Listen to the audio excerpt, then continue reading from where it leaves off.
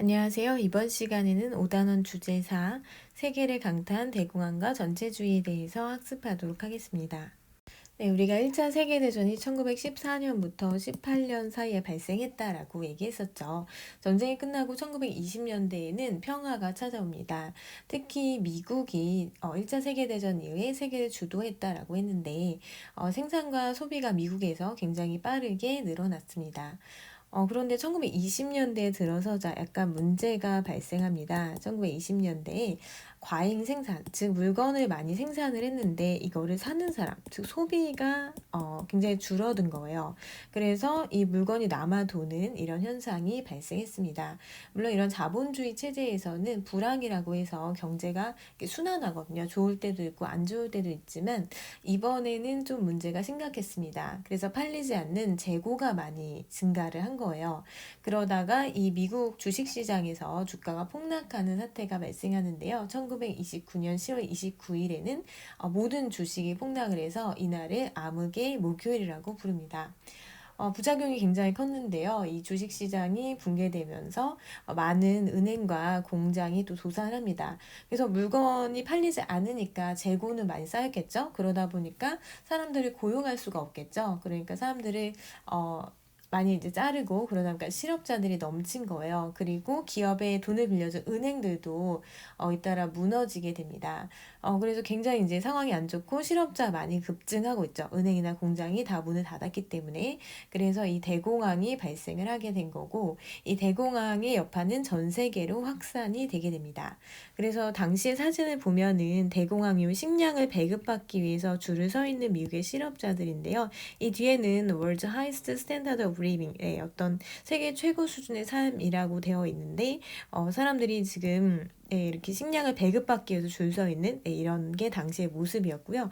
그리고 여기 있는 사람들은 일자리를 구하기 위해서 직접 길거리를 나온 거예요. 그래서 본인의 이력을 이렇게 목에 걸고 일자리를 구하고 있는 그런 상황인데 굉장히 일자리 구하기가 힘들었다는 거 알 수 있죠. 그리고 이 한 장의 사진이 당시 모습을 좀 대변해주는 사진으로 되게 유명한 사진으로 꼽히는데요. 이 여성이 아이들이 이렇게 있어요. 근데 표정이 굉장히 심란하죠. 앞으로 어떻게 살아야 할까 이런 건 고민하는 게 보이는데 대공황 당시에 일자리도 없고 살아갈 방법이 막막했던 어떤 서민들의 모습을 보여주는 사진으로 볼 수 있습니다. 교과서 내용을 정리해 보도록 하겠습니다. 1차 세계대전 이후 미국이 호황을 누렸는데 세계 경제 중심으로 성장했죠. 하지만 생산을 많이 했지만 소비가 이를 따라가지 못해서 공장에는 재고가 쌓여갔어요. 그래서 기업은 생산을 줄이고 인력을 감축하고 이 과정에서 실업자가 늘어나자 또 실업자들이 물건 살 여유가 안 생기는 거죠. 소비가 줄어드는 이런 악순환이 이어졌습니다. 그리고 1929년 10월에 주가가 폭락을 하면서 기업과 은행이 도산하였고요. 실업자가 더 폭발적으로 증가합니다. 그래서 미국에서 이런 경제 공황이 발생하자 그 여파가 세계 곳곳으로 파급되었고 각국에서 굉장히 극심한 경제적인 혼란이 발생했습니다. 우리가 이것을 대공황이다라고 이야기합니다. 네, 그러면 이런 경제 위기에 어떻게 대처했는지 살펴보도록 하겠습니다. 먼저 미국에서는 당시 대통령이 루즈벨트 대통령이에요.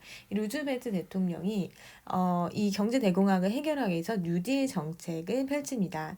그러니까 뉴딜 정책이라는 거는 대규모의 공공 사업을 벌이는 건데요. 지금 이런 경제 위기가 발생한 이유가 총생산을 많은데 총수요가 적어서 그래요.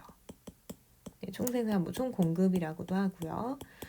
그러니까 이 물건을 사는 그런 소비도 부족하지만 어떤 기업의 투자도 부족하고 이런 상황이었거든요. 그래서 이 총수요를 늘리기 위해서 정부가 나선 거예요. 그래서 정부가 공공사업을 벌이는데 뭐 이런 테네시강 유역개발공사와 같은 대규모 공공사업을 벌입니다. 이렇게 공공사업을 벌이다 보면 많은 사람들이 고용이 되게 되고 고용이 돼서 임금을 받으면 소비를 또 하기 시작하겠죠. 그러면서 이 경제를 좀 회복시키려고 굉장히 노력을 했습니다. 그래서 그 전까지는 이제 자유방임주의예요. 경제 체제가 자유방임주의라고 해서 자유롭게 개인들의 경제활동을 내버려두면 된다. 국가는 간섭할 필요가 없다라고 생각을 했는데 경제 대공황을 거치면서 이제 그게 아니다. 정부가 손 놓고 있을 수는 없다. 정부가 문제가 생기면 이 자본주의 경제 체제에 수정을 해야 된다 해서 수정 자본주의로 바뀌게 돼요. 수정 자본주의.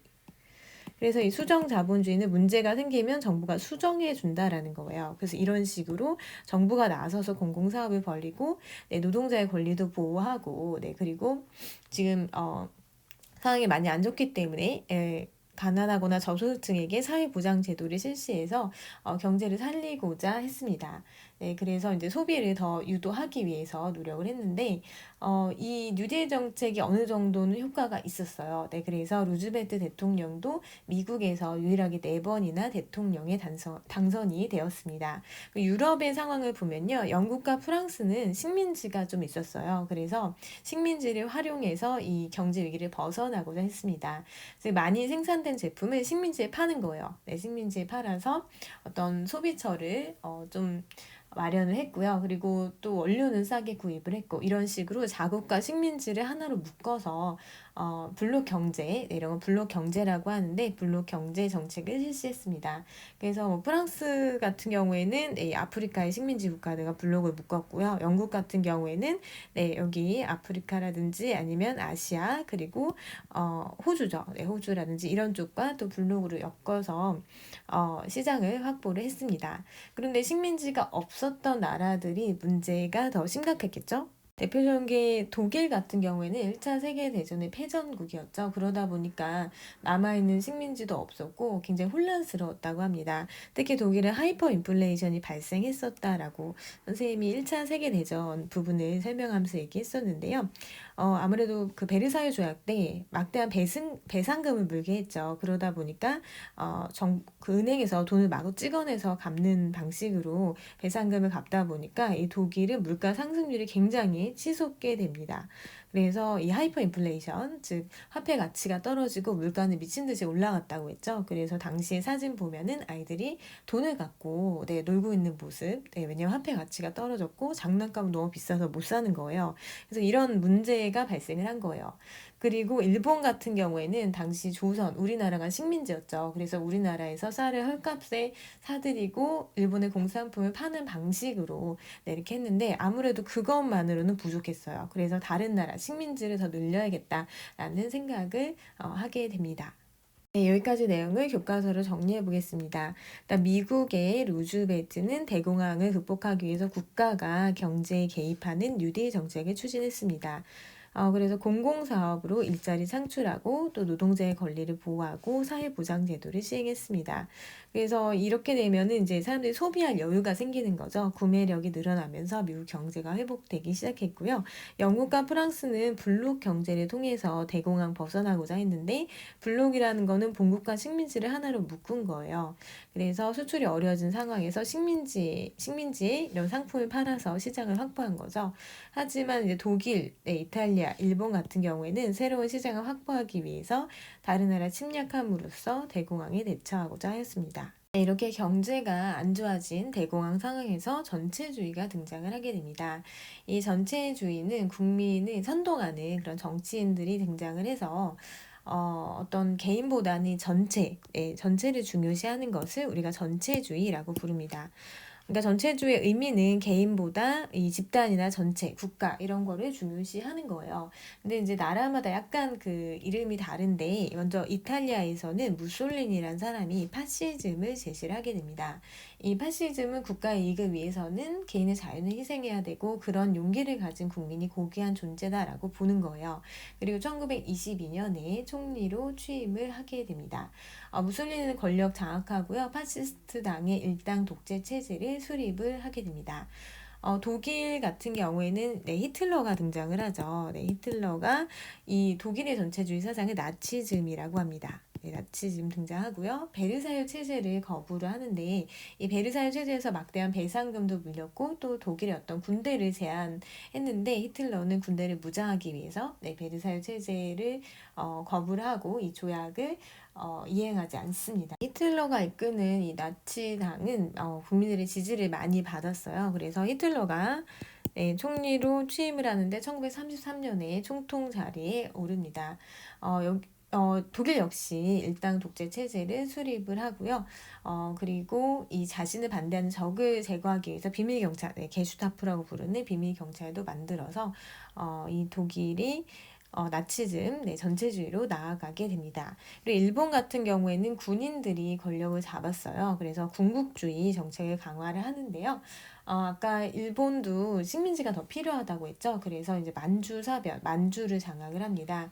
근데 만주를 장악을 하니까 이 국제연맹에서 평화를 유지해야지 왜 이런 식으로 무력을 사용하냐라고 해서 비판을 하니까 국제연맹을 탈퇴한 다음에 아예 이제 1937년에는 중일 전쟁을 하면서 중국을 식민지로 삼기 위해서 무력을 계속 사용을 하게 됩니다. 교과서 내용을 정리해 보도록 하겠습니다. 이탈리아는 무솔리니가 등장을 했고요. 파시즘 제시하고 총리로 취임을 했습니다. 그리고 독일은 대공황으로는 타격을 입었는데 히틀러와 나치즘이 등장하였고 히틀러는 베르사유 제재 거부하고 총리로 취임하게 됩니다. 그리고 이 이탈리아의 파시즘과 독일의 나치즘, 이거는 시민의 자유를 제한하고 어떤 전체를 중요시하고 국가나 이런 거에서 개인의 자유는 희생할 수 있다라고 봤어요. 그리고 일당 독재 체제를 구축을 했고요. 그리고 개인을 이렇게 획일적으로 전체에 예속하려는 것을 전체주의라고 부릅니다.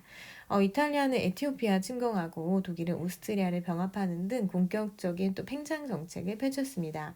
일본은 군부가 등장하여 군국주의 추구했고요. 만주사변 일으켰고 이거를 국제연맹이 비난을 하자 일본이 국제연맹에 탈퇴하죠. 탈퇴하고 그리고 중일 전쟁을 일으켜서 팽창 정책을 계속 추진합니다. 교과서 해바요를 보면요. 일단 파시즘, 이탈리아는 파시즘이라고 하고 독일은 이 전체를 나치즘이라고 부른다고 했죠. 무솔리니의 이야기를 보면 국가를 떠나서 인간과 영혼의 가치는 존재하지 않는다. 어떤 단체를 국가를 떠나서 존재하지 않는다. 국가가 국민을 창조한다. 전쟁만이 인간의 힘을 최고조에 이르게 하고 이를 직면한 용기를 가진 국민에게 고귀함을 부여한다라고 얘기했고요. 히틀러는 나의 투쟁이란 책에서 민족주의 국가는 인종을 모든 생활의 중심에 두어야 한다. 그래서 이 인종이 게르만족이죠. 독일 같은 경우에는 그래서 게르만족이 우월하다라고 봤고 유대인이 되게 열등하다 이렇게 봤죠. 그래서 나중에 유대인을 탄압하기도 하고요. 국가 사회주의자는 국민이 상응하는 영토를 이 지상에서 확보하는 것을 고수해야 한다라고 되어 있습니다. 그래서 여기 핵심적으로 나오는 단어가 국가와 국민입니다. 그러니까 둘 다 어떤 전체주의를 주장하는 사상이었다고 보면 되겠죠. 전체주의 국가의 특징은 이 국가와 국민의 이익을 최고의 가치로 여기는 거예요.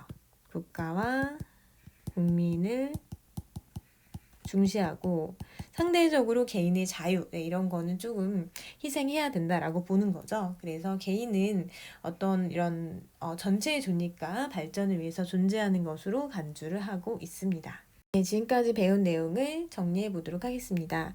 1차 세계대전 이후 미국은 호황을 누리며 생산을 늘렸지만 소비가 이를 따라가지 못하고 재고가 쌓여갔다. 이거는 맞는 설명이죠. 당시 공급은 많았지만 소비가 부족했던 그런 문제가 발생했다고 했죠. 2번 미국에서 시작한 여파가 세계 곳곳에 파급되었고 각국에서 경제적으로 극심한 혼란이 발생하였는데 이를 대공황이라고 합니다. 대공황은 이 불황이 굉장히 심한 거예요. 그래서 아주 심각한 경기 침체에 빠진 것을 대공황이라고 합니다. 미국 대통령 루즈벨트는 대공황을 극복하기 위해 국가가 경제에 개입하는 뉴딜 정책을 추진했죠. 영국과 프랑스는 본국과 식민지를 하나로 묶어 형성한 블록 경제를 통해 대공황을 벗어나고자 했고요. 이제 전체주의와 관련해서 이탈리아에서는 무솔리니가 등장하여 파시즘을 제시하고 총리를 취임했죠. 독일에서는 나치즘이 등장하고 히틀러가 베르사유 체제를 거부하고 총리를 취임했죠. 개인을 회계적으로 전체에 예속하려는 체제를 전체주의라고 합니다. 일본은 군부가 등장하여 군국주의를 추구하였고 그리고 식민지 더 확장하기 위해서 만주사변 일으키고 중일 전쟁을 일으켜서 팽창 정책을 계속 추진하였습니다. 그래서 이번 시간에는 대공황과 전체주의에 대해서 공부했고요. 다음 시간에는 제2차 세계대전에 대해서 학습하도록 하겠습니다. 수고하셨습니다.